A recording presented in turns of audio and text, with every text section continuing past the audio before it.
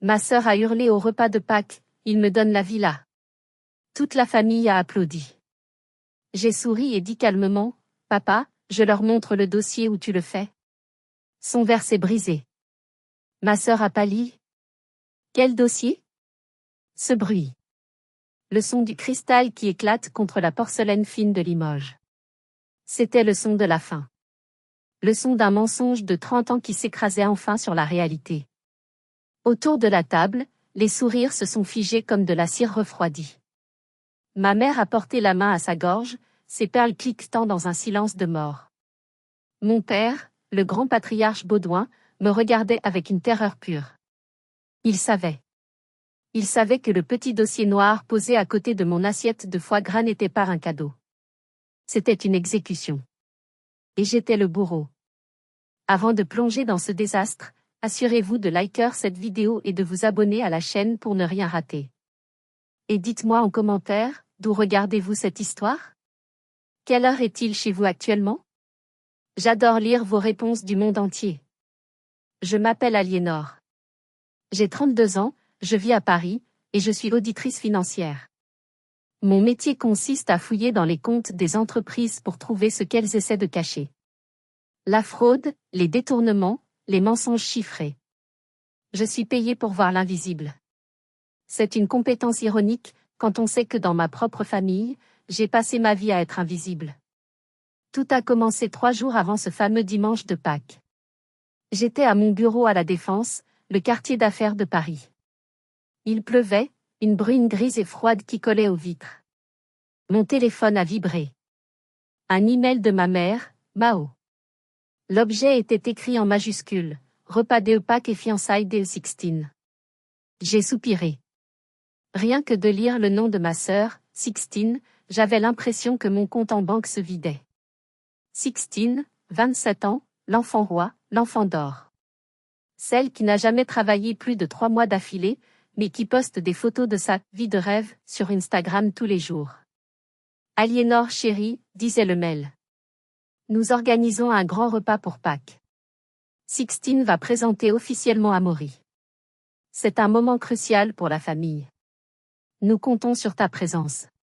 C'est l'occasion d'une renaissance pour nous tous. S'il te plaît, fais un effort. Maman. Une renaissance. Le mot m'a fait rire jaune. Dans le vocabulaire de mes parents, renaissance voulait généralement dire qu'ils avaient besoin d'argent. J'allais supprimer le mail, prétexter une surcharge de travail, quand une autre notification a surgi sur mon écran. Mais celle-ci n'était pas une invitation. Elle était rouge. C'était une alerte de la Banque de France, via mon service de surveillance d'identité. Alerte des sécurité, une demande de crédit à la consommation de 30 000 € a été effectuée en votre nom ce matin. Motif, refusé pour signature non conforme. Mon sang s'est glacé. Puis il a bouilli. Je n'avais fait aucune demande. Mais je connaissais quelqu'un qui avait désespérément besoin d'argent et qui connaissait mon numéro de sécurité sociale par cœur. Ils avaient osé. Encore une fois. Ils avaient essayé d'imiter ma signature pour obtenir du cash rapide.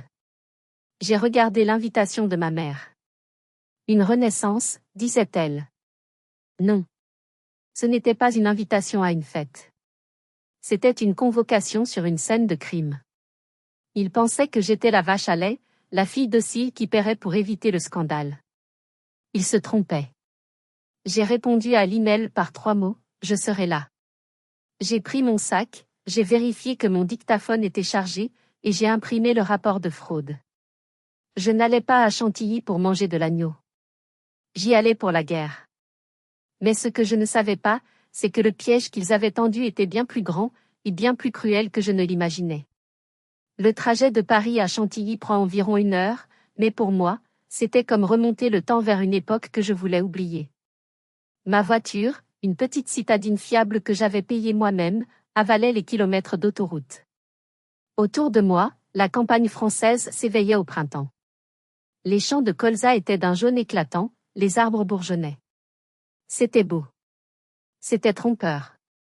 Chaque kilomètre me rapprochait de la Villa des Roses, la demeure familiale. Une bâtisse du 19e siècle que mes parents appelaient leur château, et que j'appelais mon musée de l'injustice. En conduisant, les souvenirs remontaient, acides comme des reflux gastriques. Je me suis revue à 12 ans. C'était aussi un dimanche de Pâques. J'avais passé des mois à économiser l'argent de mes babysitting pour m'acheter un vélo. J'avais une petite boîte en fer sous mon lit. Le matin de Pâques, la boîte était vide. J'avais couru voir ma mère, en larmes. Maman, on m'a volé. Elle s'était contentée de sourire en ajustant la robe de Sixtine. Ne sois pas égoïste, Aliénor. Ta sœur avait besoin d'une robe neuve pour le concours de Minimis. Tu es la grande sœur, tu dois partager. Partager. Dans ma famille, partager signifiait que je donnais tout et que Sixtine prenait tout. J'ai grandi avec des vêtements d'occasion pendant que Sixtine portait du neuf. J'ai travaillé au McDonald's pour payer mes études de finance pendant que mes parents vendaient un terrain hérité de grand-père pour ouvrir une boutique de mode à Sixtine. Une boutique qui a fait faillite en 6 mois parce que se lever avant midi, c'est fatigant. J'ai serré le volant si fort que mes jointures ont blanchi. Le pire n'était pas l'argent. C'était le regard. Ce regard déçu de mon père quand je lui montrais mes bulletins de notes parfaits, c'est bien, mais ne te crois pas supérieur. Et ce regard d'adoration quand Sixtine réussissait à peine à lasser ses chaussures, regardez comme elle est gracieuse, notre princesse. Je suis arrivée devant le portail en fer forgé. De loin, la villa avait de l'allure. De près, c'était une autre histoire.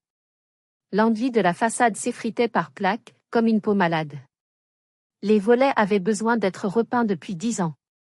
La pelouse était tondue, mais on voyait les mauvaises herbes envahir les allées de gravier.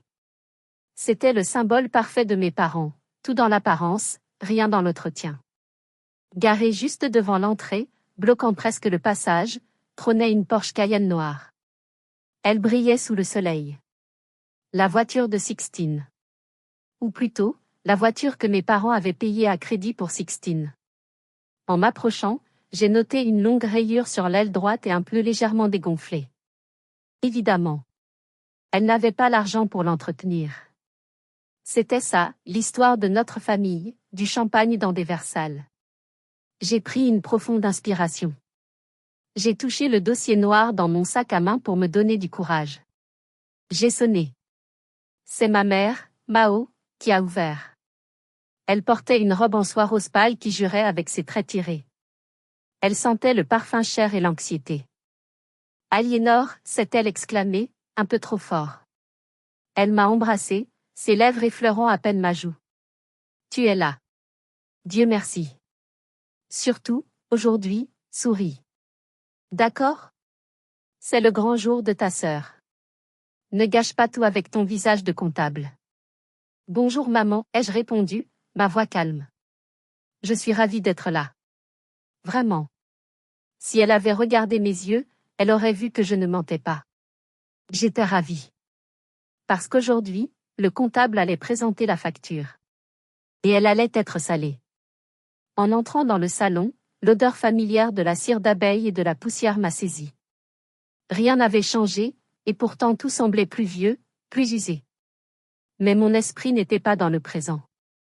En voyant mon père, Baudouin, assis dans son fauteuil Louis XV, un verre de whisky à la main à 11 heures du matin, je n'ai pas pu m'empêcher de repenser à la dernière fois que j'étais venue ici. C'était il y a 6 mois. Le dîner du coq au vin. C'est un souvenir important, car c'est le moment où tout a basculé. Il m'avait invité un mardi soir. C'était étrange, inhabituel. Maman avait cuisiné mon plat préféré. Papa m'avait versé du bon vin. Ils étaient gentils. Trop gentils.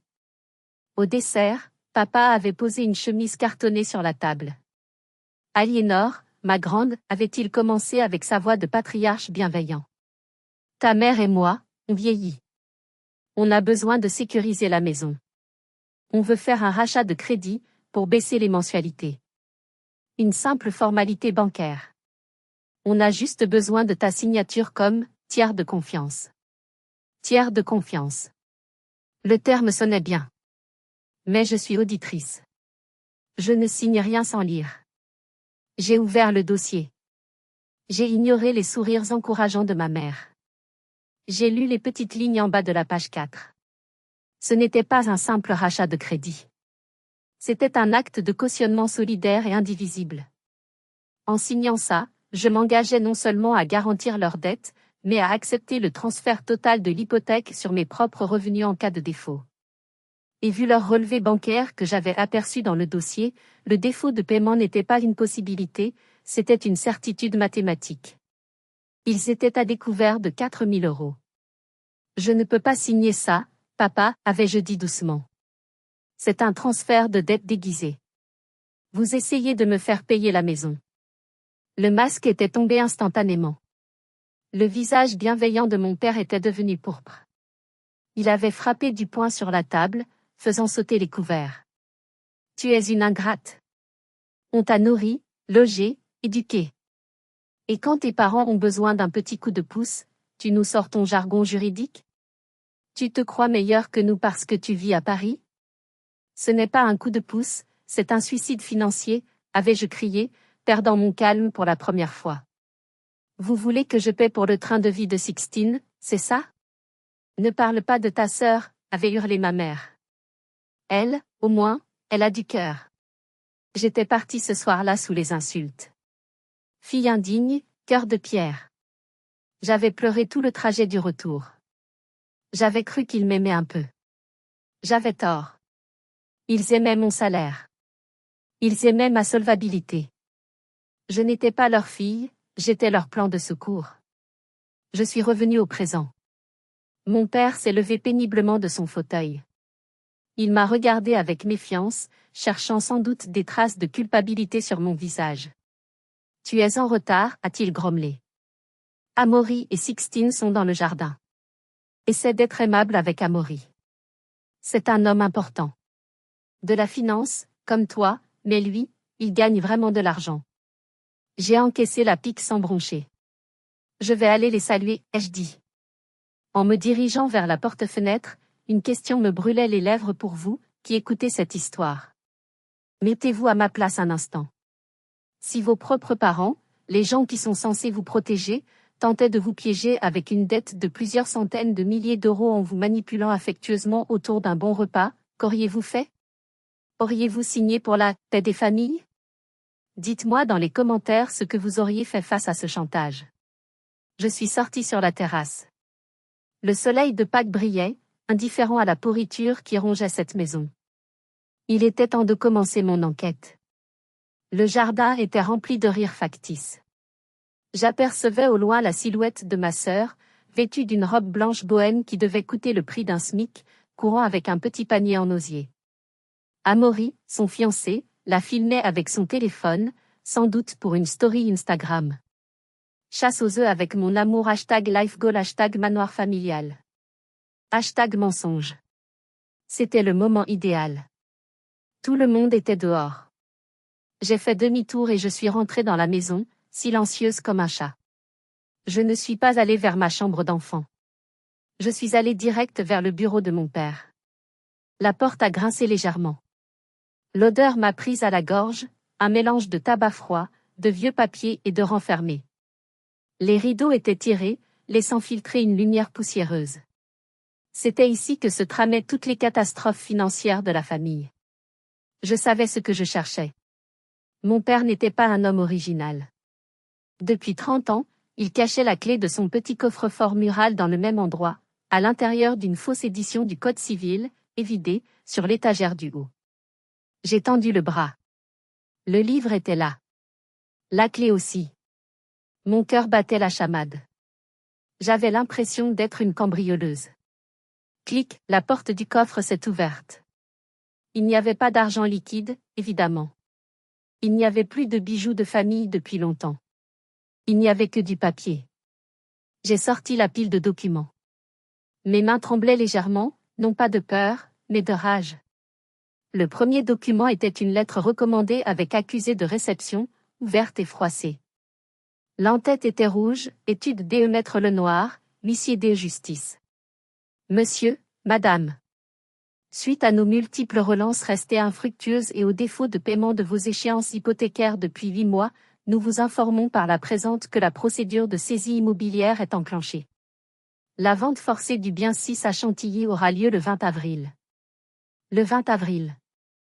J'ai regardé mon téléphone. Nous étions le 15. Dans 5 jours. Ils allaient perdre la maison dans 5 jours. Et ils organisaient une fête? Ils achetaient du foie gras? C'était de la démence pure. J'ai continué à fouiller. J'ai trouvé pire. Sous l'avis de saisie, il y avait un dossier de demande de prêt. C'était celui de l'alerte que j'avais reçu. Mon nom, mal imité, en bas de la page. Mais il y en avait un autre. Un dossier tout neuf, prêt à être envoyé. Le nom de l'emprunteur, Amaury de Villepin. Le montant, 200 000 €. Objet, rachat de Soult. J'ai parcouru les pages.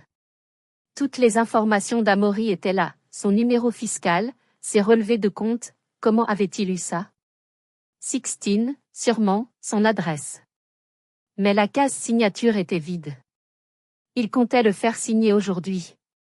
Ou pire, imiter sa signature s'il refusait, comme ils avaient essayé avec moi. Alors c'est ça votre plan, ai-je chuchoté dans le silence du bureau. Un nouveau pigeon. Soudain, j'ai entendu des pas dans le couloir. Le plancher a craqué. Quelqu'un venait. J'ai remis les papiers en vrac dans le coffre, gardé mon téléphone en main après avoir pris des photos en rafale, refermé la porte métallique, et replacé le livre sur l'étagère. Juste à temps. La porte du bureau s'est ouverte. C'était ma tante Bertille. La fouineuse de la famille. Aliénor? Elle m'a scruté avec ses petits yeux perçants. Qu'est-ce que tu fais là dans le noir? On t'attend pour l'apéritif. J'ai forcé un sourire, mon cœur battant contre mes côtes comme un oiseau affolé. Je cherchais juste des albums photos. Pour me rappeler le bon vieux temps. HMPF, fit-elle. Tu ferais mieux de chercher un mari plutôt que des vieux souvenirs. Viens, ta sœur a une annonce à faire. Je l'ai suivie. J'avais mes preuves. Le compte à rebours avait commencé. Je suis retourné au jardin, ébloui par la lumière après l'obscurité du bureau. L'ambiance était festive, ce qui dans ma famille voulait dire que tout le monde parlait fort pour couvrir le bruit du malaise. Sixtine m'a vue et s'est approchée. Elle était belle, je devais l'admettre. Blonde, éthérée, avec ce teint parfait de celle qui n'a jamais connu le stress d'une fin de mois difficile. Elle m'a pris par le bras, ses ongles manucurés s'enfonçant dans ma chair. Son sourire était radieux pour les autres, mais ses yeux me lançaient des éclairs. T'as intérêt à être cool, Aliénor, siffla-t-elle entre ses dents blanches. Amaury est fragile sur les questions d'argent. Ne parle pas de tes trucs de comptable ennuyeux. Ne parle pas de dette, d'inflation ou je ne sais quoi. J'ai dégagé mon bras doucement. Pourquoi? Il y a des choses qu'il ne doit pas savoir? Elle a eu un petit rire nerveux. Non, c'est juste que, il pense que la maison est libre. Que c'est un atout. On veut faire des travaux, construire une piscine. C'est notre projet. Une piscine? J'ai failli m'étouffer. Sixtine, tu sais que cette maison. Elle m'a coupé la parole, brutale. Arrête. Arrête avec ta jalousie. Maman m'a dit que tu étais aigrie parce que tu vis dans un clapier à Paris alors que moi je vais avoir la vie de château. Accepte-le. Je suis la préférée. J'ai gagné. Elle est repartie en virevoltant vers ses invités. J'ai gagné. La phrase résonnait dans ma tête. Elle pensait avoir gagné le gros lot, alors qu'elle tenait une grenade dégoupillée. Une part de moi, la part de la grande sœur protectrice que j'avais été autrefois, a eu envie de la secouer, de lui dire de fuir. Mais elle ne m'aurait pas cru.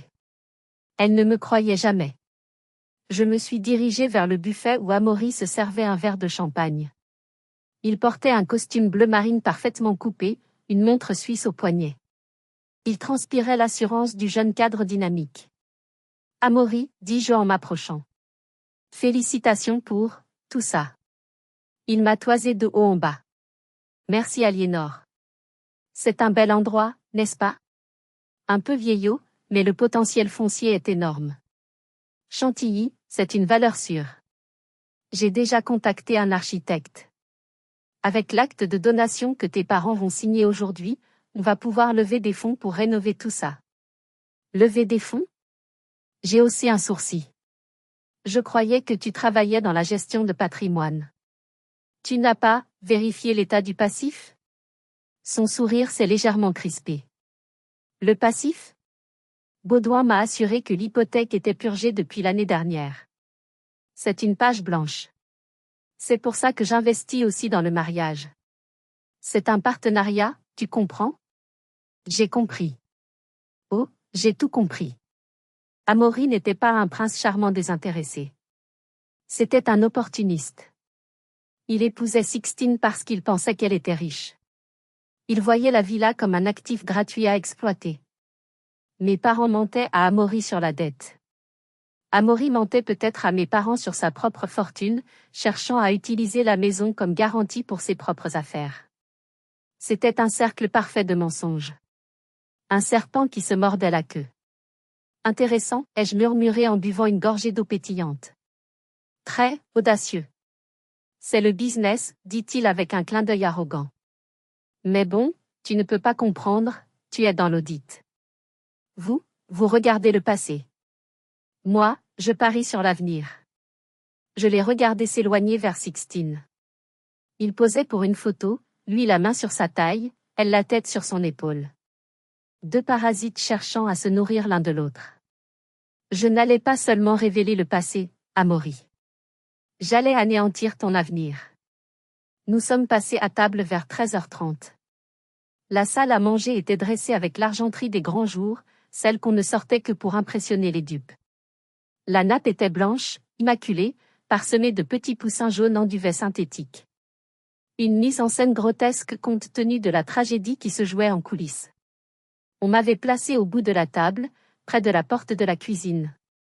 La place du domestique. La place de celle qui se lève pour aller chercher le sel ou le pain. Sixtine et Amaury trônaient au milieu, face à mes parents. Tante Bertie et oncle Hubert étaient là, ainsi que ma grand-mère paternelle, Olympe. Le plat principal est arrivé, un gigot d'agneau rôti, entouré de pommes de terre nouvelles. L'odeur était divine, un mélange d'ail, de romarin et de viande grillée. C'était le plat de la tradition. Le plat du sacrifice. À la famille, apportait un toast mon père, levant son verre. Sa main tremblait très légèrement. Je ne savais pas si c'était l'alcool ou la peur. À l'amour, et à la prospérité. À la prospérité, ont répété les invités en chœur. J'ai bu mon eau. Tante Bertille, jamais avare d'une méchanceté, s'est tournée vers moi la bouche pleine. Alors Aliénor, toujours célibataire? Tu sais, à ton âge, les ovules commencent à se faire rares. Regarde ta sœur, elle a su attraper un homme de qualité. C'est ça la vraie intelligence d'une femme. J'ai serré mes couverts. Je me concentre sur ma carrière, tante Bertille. J'ai acheté mon appartement l'année dernière. À mon nom. Un appartement, ricana Sixtine. Tu veux dire ta boîte à chaussures de 40 mètres carrés? Chérie, ici on parle d'un domaine. D'un patrimoine. La taille ne compte pas, c'est la solidité des fondations qui importe, ai-je répondu sèchement. Ma mère est intervenue précipitamment. Allons, ne parlons pas d'immobilier parisien. C'est vulgaire. Manger, c'est de l'agneau de Sisteron. Soudain, j'ai senti une main sur mon genou sous la table. J'ai sursauté. C'était grand-mère Olympe, assise à ma droite. Elle a 85 ans, elle ne parle presque plus, et passe ses journées à fixer le vide. Mais là, ses yeux étaient vifs, plantés dans les miens. Elle a glissé quelque chose dans ma paume. Un petit objet froid et métallique. C'était une clé. Une toute petite clé. Je l'ai reconnue immédiatement. C'était le double de la clé de la boîte aux lettres. Celle que mon père croyait avoir perdue il y a des années. Grand-mère Olympe s'est penchée vers moi, faisant semblant de ramasser sa serviette. Le facteur est passé ce matin, a-t-elle chuchoté, sa voix comme un bruissement de feuilles sèches. J'ai vu ton père cacher l'enveloppe bleue dans sa veste. Mais il y en avait une autre. Une jaune. Il ne l'a pas vue. Elle est encore dans la boîte. Elle s'est redressée et a repris sa posture absente, mâchant lentement un morceau de pain. Mon cœur a bondi. Une lettre jaune. Les recommandés bancaires urgents. J'ai regardé mon père.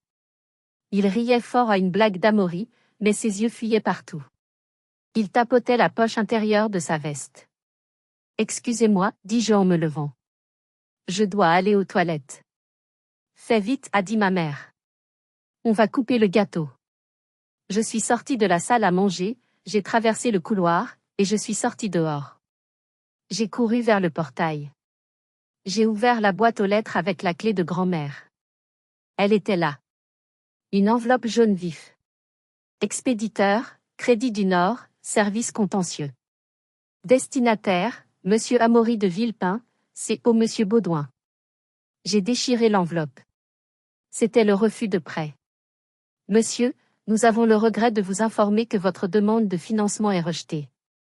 De plus, les incohérences entre vos revenus déclarés et votre situation fiscale nous obligent à signaler ce dossier pour suspicion de fraude. Ils avaient essayé d'utiliser le nom d'Amaury avant même qu'il ne signe. Et ils s'étaient fait prendre. J'ai glissé la lettre dans mon dossier noir, contre ma poitrine. J'avais maintenant l'arme du crime et la balle en argent. Je suis retourné vers la salle à manger. Le dessert allait être servi.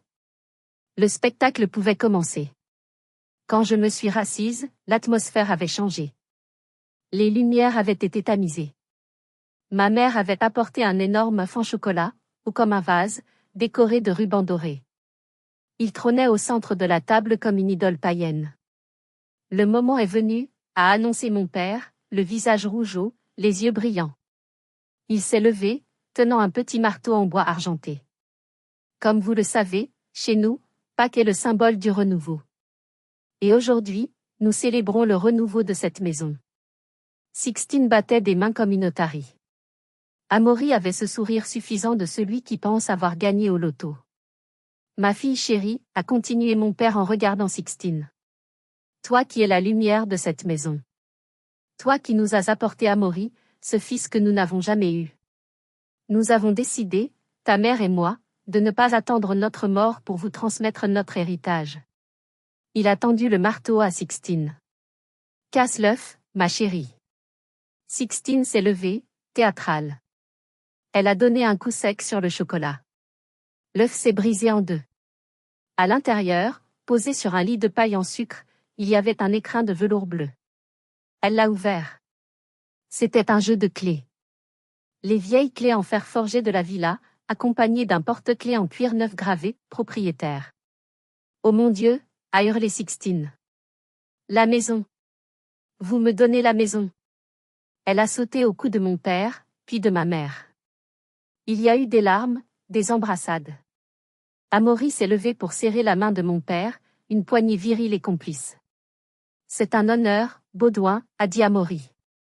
Je prendrai soin de ce patrimoine. Je sais, fils, je sais, a répondu mon père avec émotion.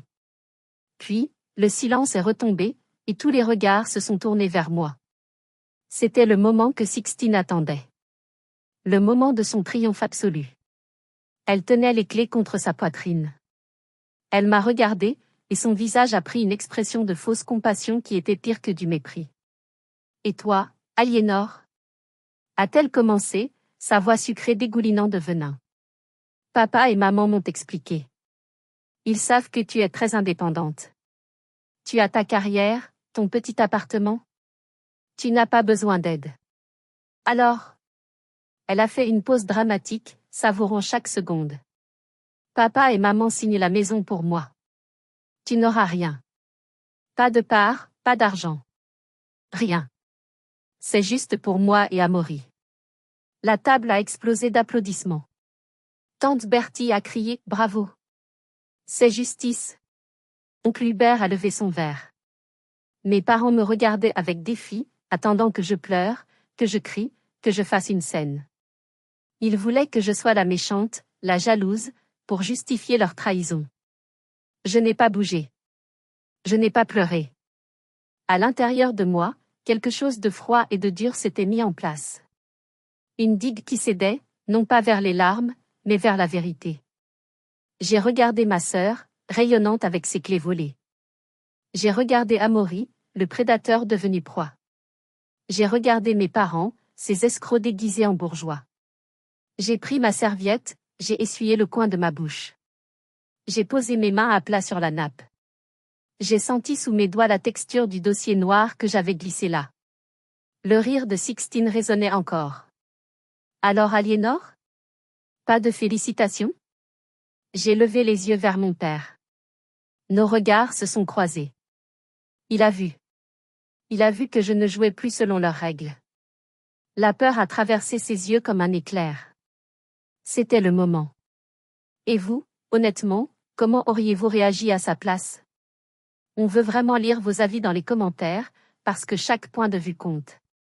Dites-nous aussi de quelle ville ou de quel pays vous nous regardez.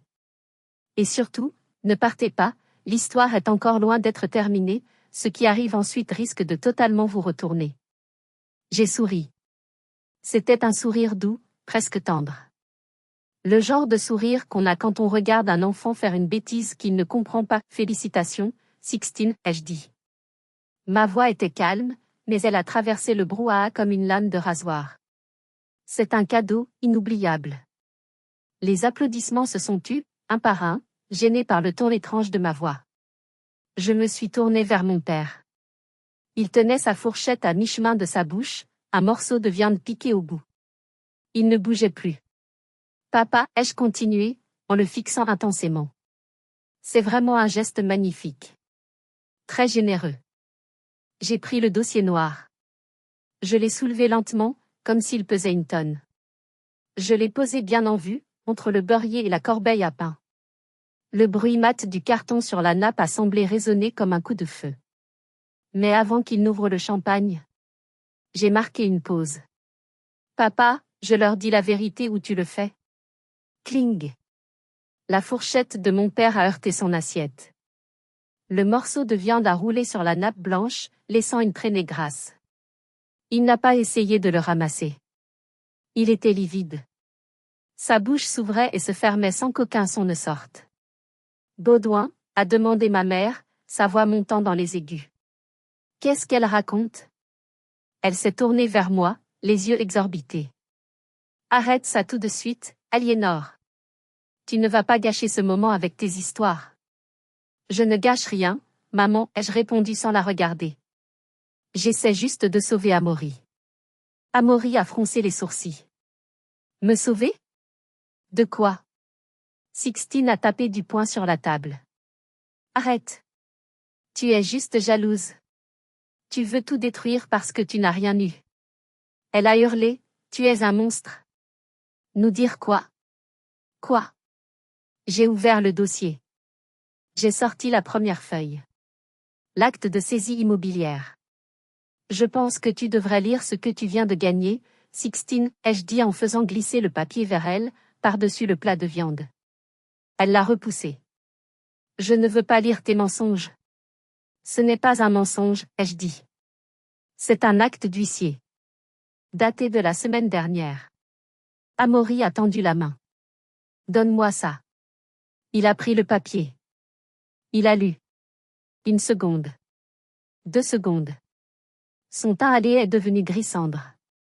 Saisie immobilière? A-t-il murmuré.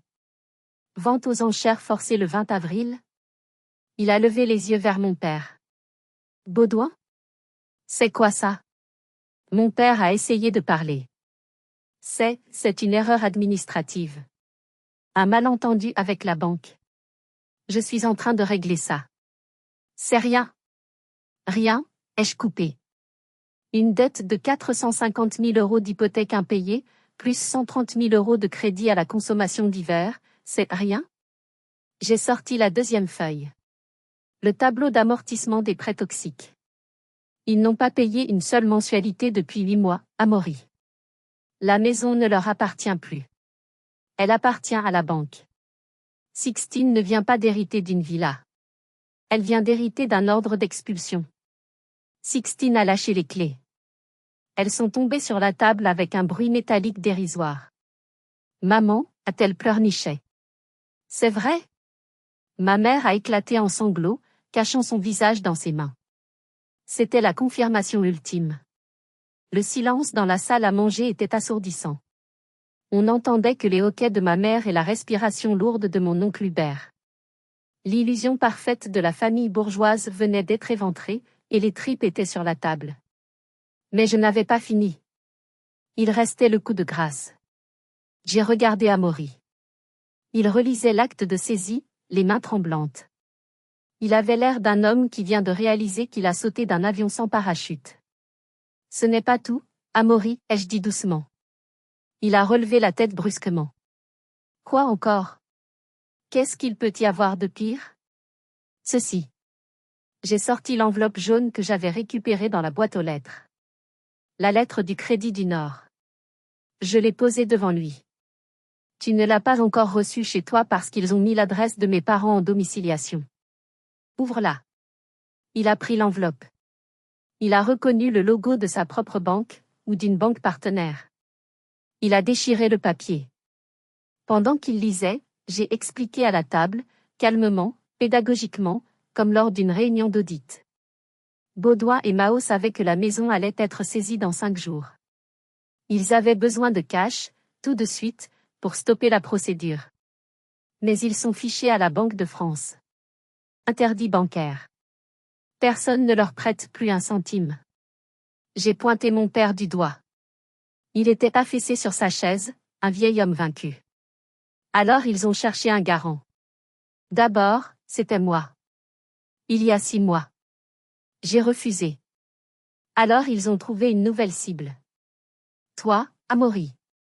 Amaury a fini de lire la lettre. Il a froissé le papier dans son poing avec une violence inouïe.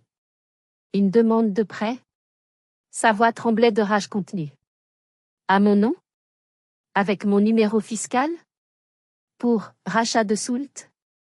Il s'est tourné vers mon père, et j'ai cru qu'il allait le frapper. Vous avez usurpé mon identité? Vous avez essayé de me faire endosser 200 000 € de dette à mon insu? On allait te le dire, a crié ma mère à travers ses larmes. C'était pour la famille. Une fois mariés, ça aurait été commun de toute façon. On voulait juste sauver la maison pour vous. Pour nous? Amaury a ri, un rire méchant, hystérique. Vous vouliez me faire payer vos erreurs. Vous m'avez menti sur tout. La maison, l'argent, tout. Il s'est tourné vers Sixtine. Elle était figée, les yeux écarquillés, le mascara coulant sur ses joues poudrées. Et toi, a-t-il craché. Tu savais? Tu étais complice? Non. Je te jure, Amaury. Sixtine s'est levée, tendant les mains vers lui. Ils m'ont dit que c'était un cadeau. Je ne savais pas pour les dettes. Je voulais juste la piscine. La piscine? Amaury l'a regardé avec un dégoût absolu. Tu es aussi stupide que. Ou alors tu es la meilleure actrice du monde. Dans les 2 cas, c'est fini. Il a enlevé sa chevalière en or. Il l'a jetée sur la table. Elle a rebondi et a atterri dans le beurrier. Je ne marie pas une famille de faussaires. Le mariage est annulé. Non. Sixtine a hurlé. Un cri d'animal blessé. Elle s'est jetée à ses pieds, agrippant son pantalon de costume. Ne pars pas. Je t'aime. On s'en fiche de la maison. Amaury l'a repoussé d'un geste brusque de la jambe. Tu ne m'aimes pas, Sixtine. Tu aimes l'idée que je puisse payer tes factures. Débrouille-toi avec tes parents et leurs dettes. Il a ajusté sa veste, a pris son téléphone et ses clés de voiture. Il s'est dirigé vers la sortie sans un regard en arrière. La porte d'entrée a claqué. Le bruit a fait trembler les vitres. Sixtine était effondrée sur le tapis persan usé, sanglotant dans sa robe blanche tachée. Mon père fixait le vide. Ma mère pleurait. Et moi? J'ai repris ma fourchette. J'ai piqué un morceau de pomme de terre. J'ai mangé. C'était froid, mais ça avait le goût de la justice. Le départ d'Amaury a été le signal de la débandade générale. Tante Bertille, qui quelques minutes plus tôt chantait les louanges de la famille, s'est levée précipitamment. Hubert, on y va. J'ai laissé le chien dehors. Mais on n'a pas pris le café, a protesté oncle Hubert, qui lorgnait sur la bouteille de cognac. Maintenant, a-t-elle sifflé. Ils sont partis sans dire au revoir, fuyant la scène du crime comme des rats quittant le navire. Ils savaient que s'ils restaient, mon père risquerait de leur demander de l'argent. Il ne restait plus que nous. Le noyau dur. Le noyau pourri. Baudouin, Mao, Sixtine, Olympe et moi. Mon père a relevé la tête. Ses yeux étaient injectés de sang. Il ne regardait pas sa femme qui pleurait, ni sa fille préférée qui gisait au sol. Il me regardait moi. La haine sur son visage était si pure qu'elle en était presque belle. « Tu es contente » a-t-il murmuré. Sa voix était rauque. « Tu as détruit ta sœur. Tu as détruit notre réputation. Tu as chassé le seul homme qui pouvait nous sauver. » « Il ne vous aurait pas sauvé, papa, dis-je calmement. Il vous aurait coulé, ou vous l'auriez coulé. C'était une noyade collective. C'est de ta faute, a hurlé ma mère, se redressant soudain avec une énergie de désespoir. Si tu avais signé il y a 6 mois. Si tu nous avais aidés au lieu d'être égoïste. On n'en serait pas là. C'est toi la responsable. J'ai senti la colère monter, chaude et vibrante. Moi? J'ai ri. Moi responsable? J'ai payé mes études. J'ai payé ma voiture. J'ai payé les vacances de Sixtine l'année dernière quand sa carte a été refusée, vous vous souvenez? Je vous ai donné 10 000 € ces 5 dernières années pour des urgences, qui étaient en fait des caprices. Je me suis levée. J'ai dominé la table. Vous avez joué au poker avec la vie de vos enfants. Vous avez perdu. N'essayez pas de me faire porter le chapeau. Sixtine a levé la tête. Son maquillage était un désastre, des traînées noires coulant sur son visage. Tu me détestes, a-t-elle chuchoté. Tu as fait ça parce que tu me détestes. Parce que je suis la préférée. J'ai regardé ma petite sœur. Vraiment regardé. Je n'ai pas vu la rivale arrogante. J'ai vu une enfant de 27 ans, incompétente, gâtée jusqu'à la moelle, incapable de survivre seule dans le monde réel. Il l'avait handicapée en lui donnant tout. Je ne te déteste pas, Sixtine, ai-je dit avec tristesse. J'ai pitié de toi. Ils t'ont fait croire que tu étais une princesse pour mieux te vendre au plus offrant. Amaury n'était pas ton fiancé, c'était ton plan de sauvetage financier. Et tu le savais. Elle a baissé les yeux. Elle savait. Soudain, grand-mère Olympe a tapé sa canne sur le parquet. Toc. Toc. Toc.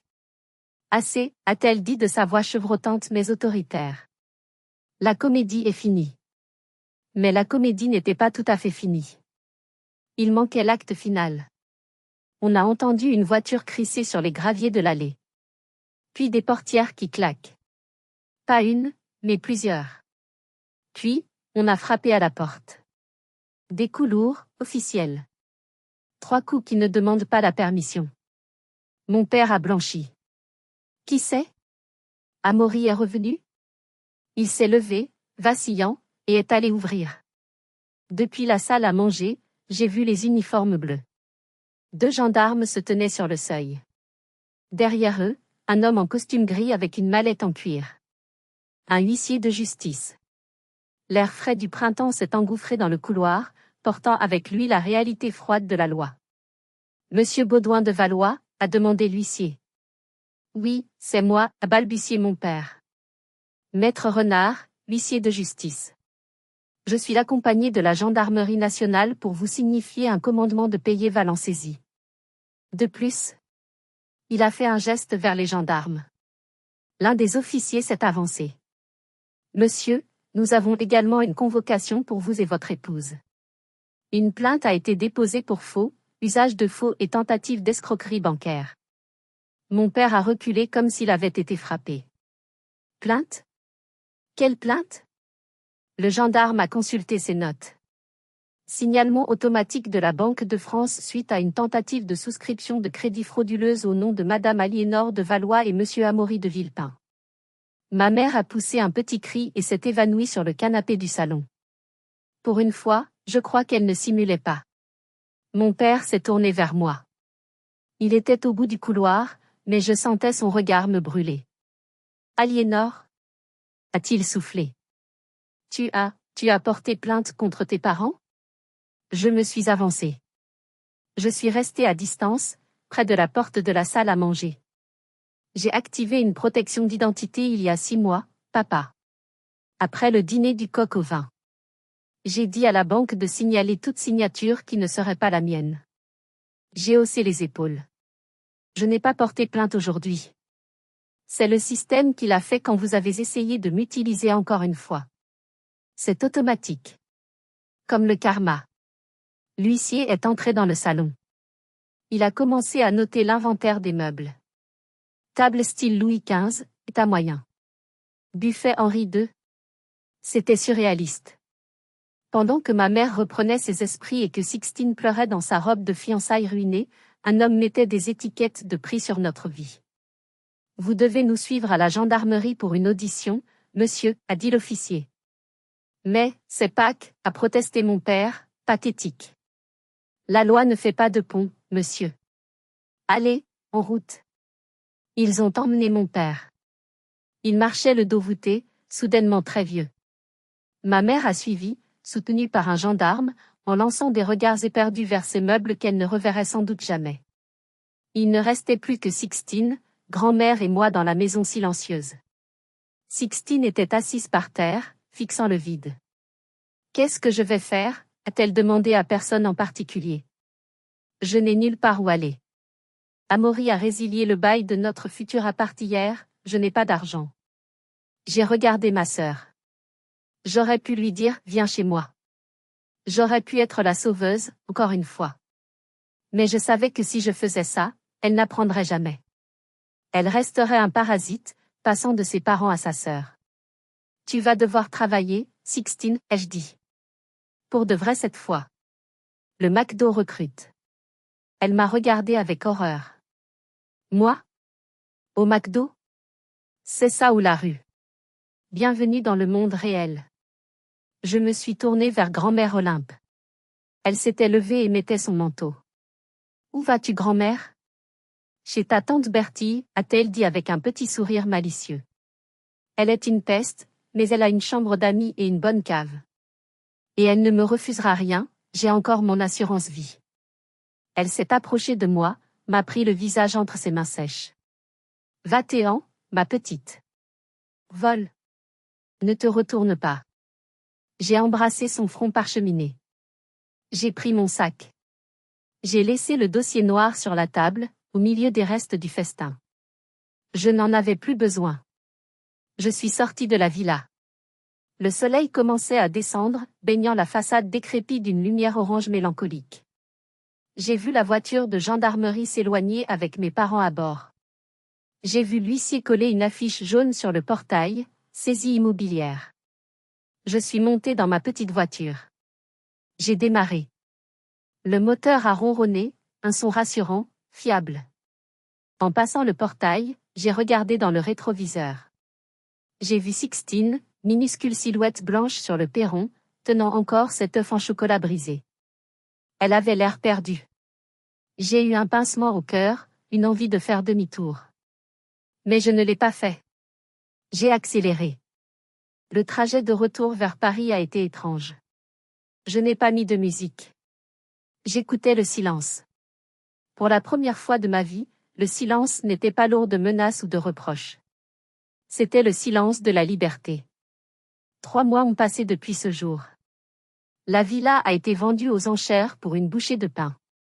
Tout l'argent est allé aux créanciers. Mes parents n'ont rien récupéré, pas un centime. Ils ont évité la prison grâce à leur âge et à un avocat commis d'office, que je n'ai pas payé. Ils ont écopé de prison avec sursis et d'une amende lourde. Ils vivent maintenant dans un petit HLM en banlieue, une résidence senior sociale. Ma mère m'appelle parfois pour se plaindre de l'odeur dans le hall ou des voisins vulgaires. Je ne réponds pas souvent. Amaury a disparu de la circulation. J'ai entendu dire qu'il avait failli perdre sa licence bancaire à cause du scandale, mais qu'il s'en était sorti en jouant la victime. Il a déjà trouvé une nouvelle fiancée, fille d'un industriel. Je plains la fille. Et Sixtine? C'est le plus surprenant. Elle a touché le fond. Vraiment le fond. Elle a dû dormir dans sa voiture, La Porsche a été saisie aussi, elle dort dans une Twingo d'occasion, pendant une semaine. Puis, elle m'a appelé. Pas pour demander de l'argent. Juste pour pleurer. Elle a trouvé un job. Pas au McDo, mais comme vendeuse chez Sephora. Elle est debout toute la journée, elle a mal aux pieds, elle déteste son chef. Mais c'est son argent. La semaine dernière, elle m'a invité à prendre un café. Elle a insisté pour payer son espresso. C'était 2,50 €, mais pour moi, c'était comme si elle m'offrait la lune. On ne sera jamais les meilleurs amis du monde. Il y a trop de cicatrices. Mais quand je la regarde maintenant, je ne vois plus l'enfant roi. Je vois une survivante en train d'apprendre à marcher. Quant à moi, je suis toujours auditrice. Je vis toujours dans mon appartement de 40 mètres carrés. Mais l'air y est plus respirable. J'ai réalisé que Pâques, ce n'est pas le chocolat ou les cadeaux. C'est la capacité de sortir de sa tombe. Ma famille m'avait enterré sous leurs attentes, leurs dettes et leurs mensonges. Ce jour-là, j'ai poussé la pierre. Je suis sortie. Parfois, la chose la plus aimante que vous puissiez faire pour votre famille, c'est de les laisser faire face aux conséquences de leurs actes. J'ai détruit leur illusion pour sauver ma réalité. Et si c'était à refaire, je ferais tomber cette fourchette 1000 fois. Merci d'avoir écouté mon histoire. C'était difficile de revivre tout ça, mais ça fait du bien de le partager. Et vous? Avez-vous déjà dû couper les ponts avec une famille toxique pour vous sauver? Avez-vous déjà été le « vilain petit canard » qui a fini par dire non? Laissez un « j'aime » si cette histoire vous a touché, et partagez votre expérience dans les commentaires. Je lis tout, et je vous répondrai. Abonnez-vous pour plus d'histoires de justice familiale. À bientôt.